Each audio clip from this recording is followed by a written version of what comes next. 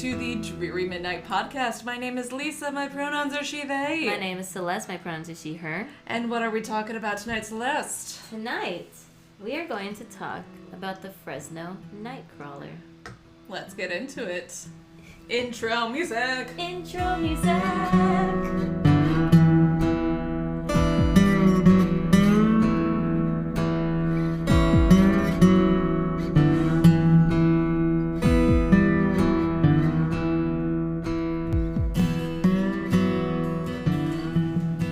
What do you know, Lisa? I've heard about the name. The Fresno Nightcrawler. I've heard the name and that's about it. Okay, perfect. I feel like if you know the footage, you know the footage. But is that the one where it's like crawling up the side of a hospital building or something? No, but now I want to know what that is. I just I might have been some sort of cleverly edited creepypasta or something. I don't know. But all right, what's the Fresno Nightcrawler? Let me set the scene. Okay. It is 2007 in Fresno, California. Okay. A man who only identified himself as Jose had a dog barking problem. His dogs would bark every night, waking him up. So he decided to install a surveillance camera to watch his front lawn. He assumed there would be some wild animals, but instead, when Jose reviewed the footage, he saw something that seemed to defy explanation. A pair of white pants practically gliding across his front yard. What? The crap? Jose woke his brother up to rewatch the footage. Afterward, his brother claimed to have seen small footprints outside.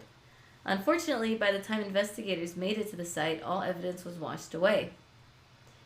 Frightened and looking for an explanation, Jose brought the surveillance footage to the Univision television station and then to paranormal investigator Victor Camacho. However, after the initial sighting, the original CCTV footage was lost.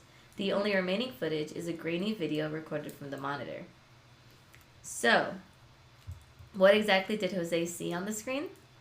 Well, based on this very grainy footage, the Nightcrawler looks exactly like I described it earlier, like a walking pair of flowy white pants. But, more specifically, the white crawler appears to be a white humanoid with no discernible arms. It is a relatively short creature, approximately 1.5 meters, about 5 feet tall. Most of its height is made up of its legs, as they possess an extremely small upper body, and it is hard to find details in the upper body of the cryptid due to the poor quality of the footage. So, for that initial description, I thought you were saying it's Cousin It. Or not Cousin It. Kind of like Cousin It. Well, I thought have Cousin the It was the one footage. with the hair, not the hair. Yes. Thing. It's not Thing. It is Thing. It's Thing? It's Thing. The what is the hand in the name of... Thing. Yeah. It is Thing. It is Thing. Well... Alright, those stricter fans of Addams Family can stop screaming into the void. It's Thing! They were shouting at us, and we couldn't hear them because this was recorded a few weeks earlier. Yeah. So if you're somehow able to make it back in time to April 21st, congrats. Okay, I have the footage. Okay. I have many footages. Okay. Should I come around and see it? Sure. Alright. Fresno Alien aka Nightcrawler footage, second figure yarded. We should link all these in the description. Oh, you have a couple. Okay. Yeah. So is this the very first one? This is the very first original footage to fill up the screen. Alright, where am I supposed to be looking? This is hella grainy. Yeah, it is hella grainy. Alright, I see nothing. What? What? There's a shadow cast for sure, so there's definitely something walking. He's walking. Yeah. What the crap?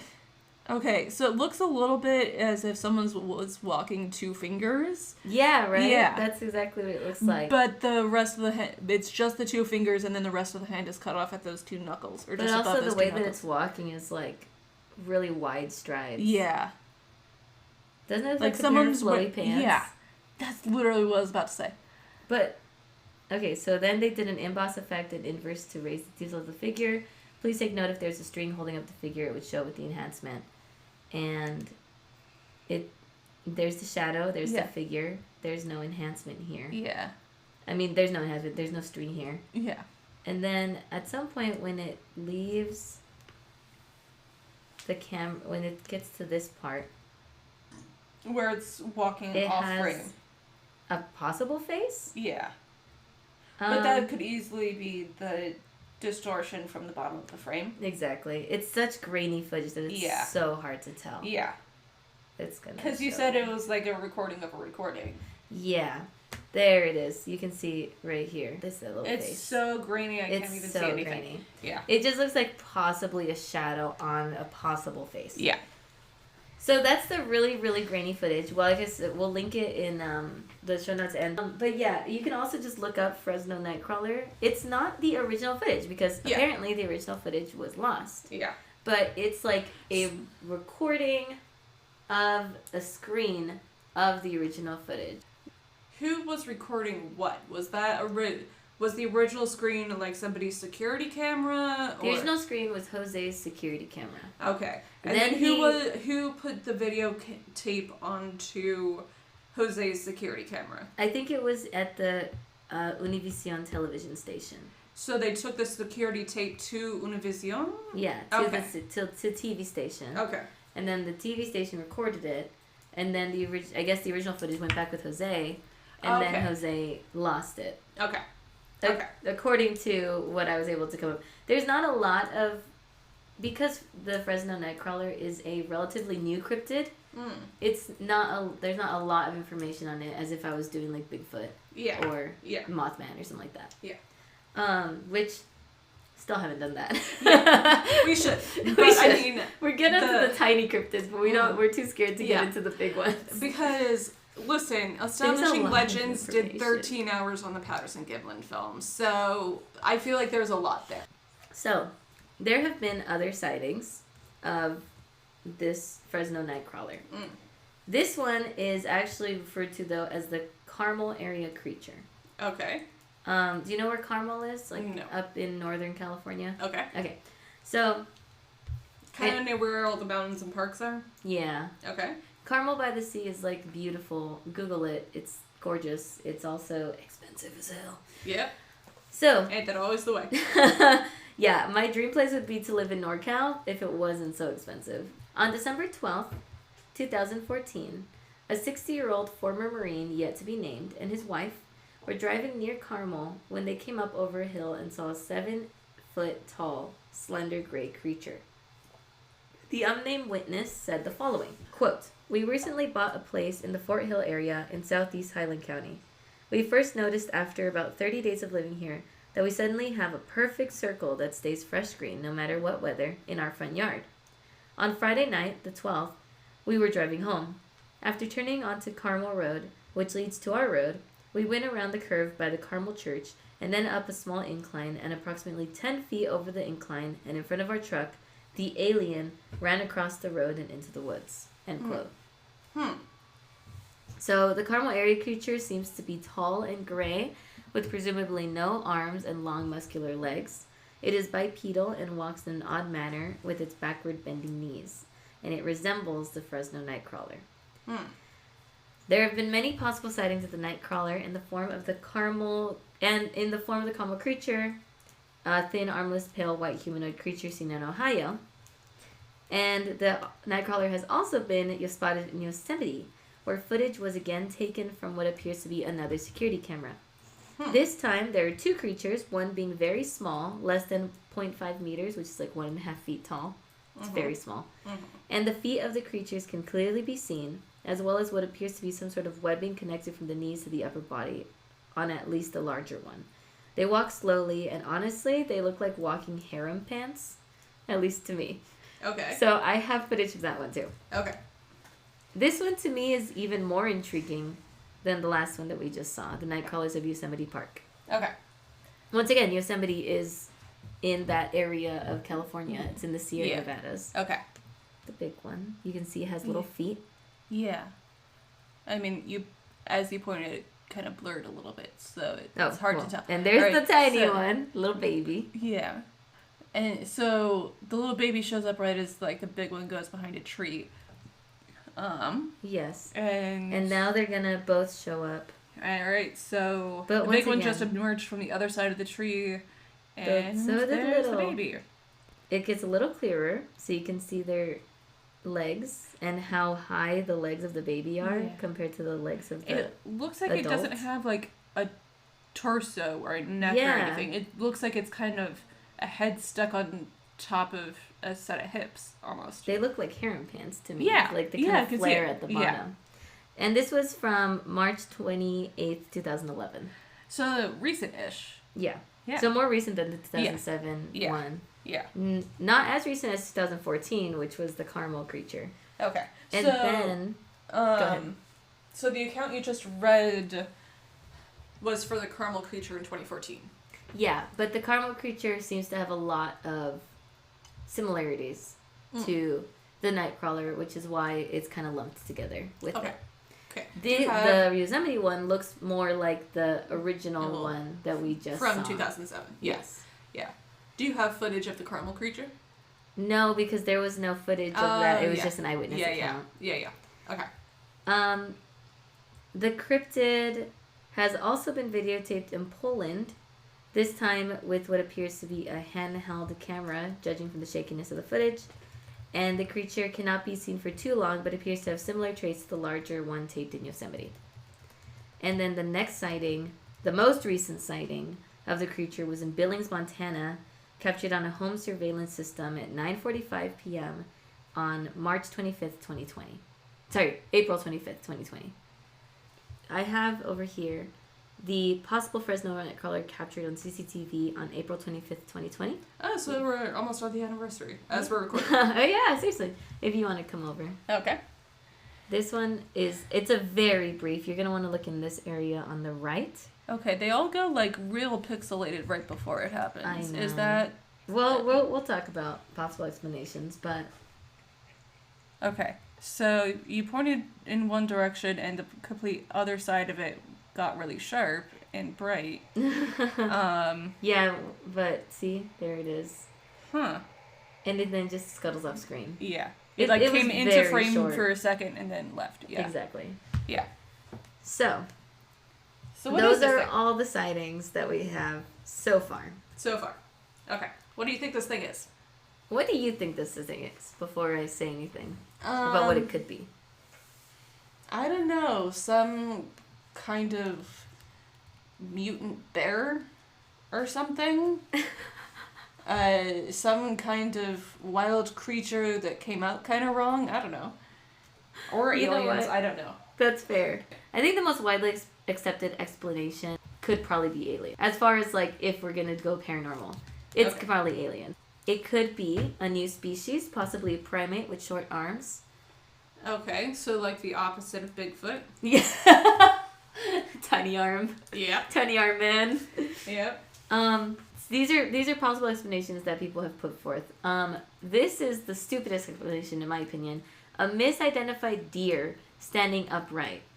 Let me show you a picture of a deer standing up. Having almost been run over by a deer one time when I was on a run, I feel like even when I was standing, I'm like almost 5'7", I was standing almost at that deer's shoulder. So if it were standing, first off, the torso ratio for this photo huge. Celeste is like, the photo Celeste is showing me is like, you would be able to tell that there's some sort of torso situation if it were a standing up deer, number one.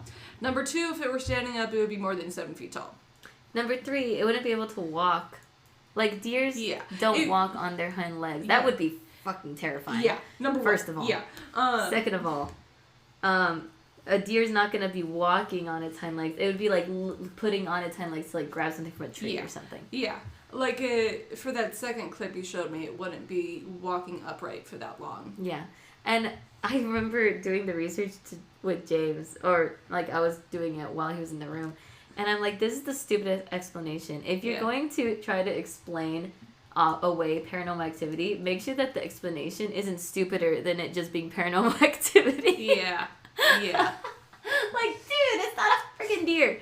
However, what it could be is pants and or a puppet on a wire. Okay. So I noticed that, I know that the first footage, it's like, if there was a wire, you'd be able to see it. But I noticed that the way that they're walking is almost like a marionette doll. Okay. Do you remember how Marionette Doll walks? Yeah. Where it kind of goes step and step and step and step. Yeah. And then you kind of can't really control the strings the farther it is. So it kind of sways a little bit. Yeah. But what gets me is that, again, that second one you showed me, even in the first one, if they were forcing perspective, then they wouldn't have been able to go as far along the perspective of the frame. Oh, because it was like a wide... Yeah, because it's such a long... stretch. Yeah. And behind stuff. That's a good point that I didn't think about. But, I mean, puppeteers of Dreary Midnight weigh in, but... You can do a lot with puppets. Yeah. And so that was my kind of uneducated puppeteering opinion. But puppeteers of Dreary Midnight, please, I will be happy to be proved wrong or right. I don't know anything about puppets.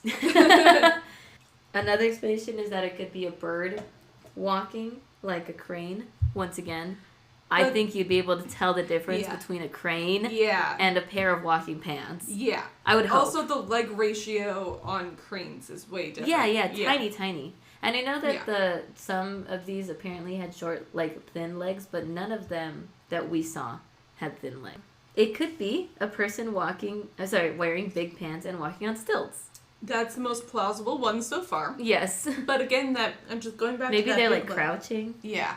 But even then, you have to orient your center of gravity the right way, right? And I don't think you would be able to both take stilt walking level strides and also be able to crouch down for that period of time. Yeah. And then it could also be a balloon tied to some sort of cloth with 2 remote-controlled toy cars as the feet. That's simultaneously the best and the worst explanation I've had.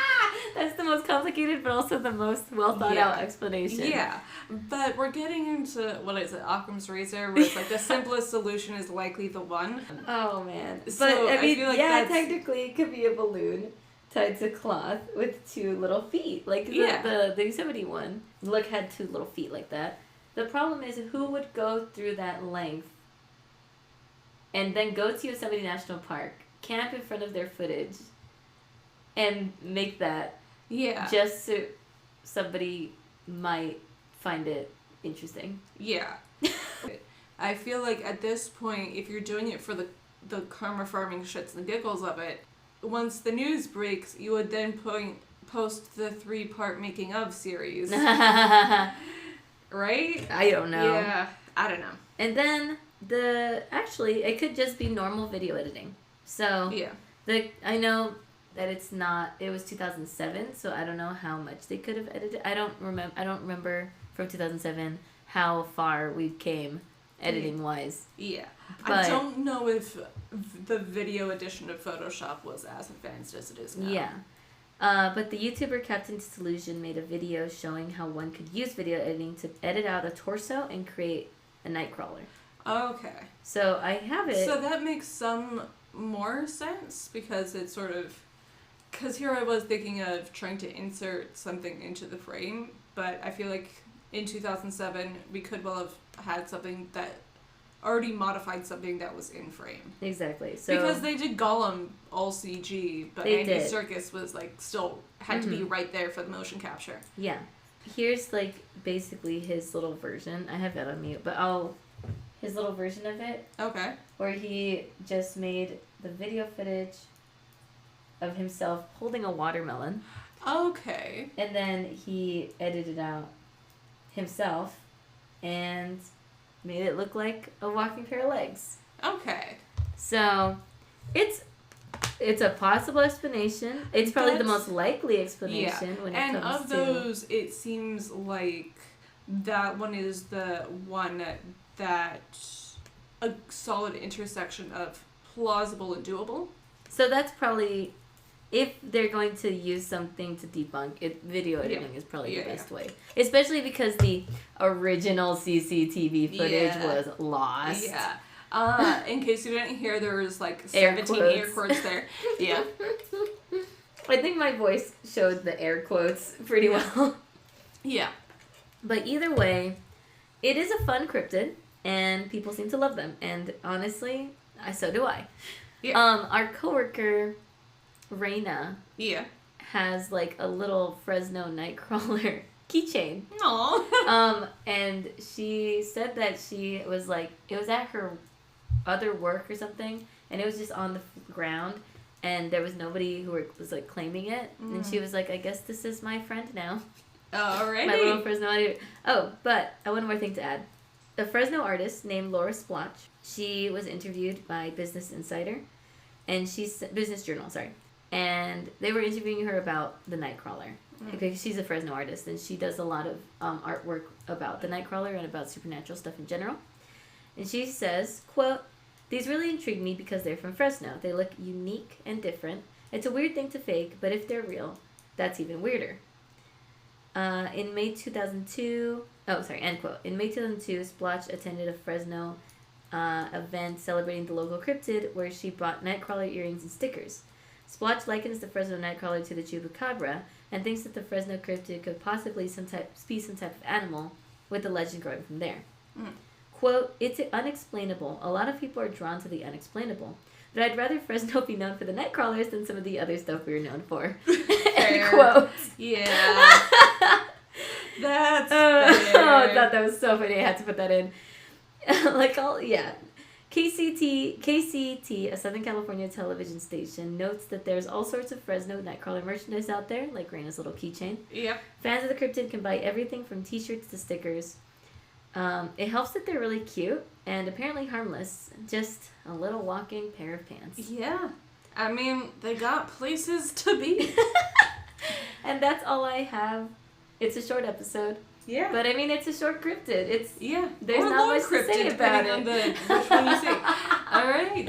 If you have any theories or first-hand sightings, shoot us an email, drearymidnightpodcast@gmail.com. Support us on Patreon if you have money to spare. We would really appreciate it to keep the show free and help pay for the music. Do that on patreon.com/drearymidnight. You'll get bonus episodes and voting and merch once we have merch. Tourism Tales. Series. If you want to not support us with money, rate, review, subscribe, tell your friends, tell the Fresno Nightcrawler. And if you want to contact us on social media, Instagram.com/drearymidnightpod. And with all that said, if you're in California, keep an eye out for a pair of independently walking, and then run the other way, because, oh my god, that's terrifying. And safe travels home on this dreary midnight. Good night. Good night.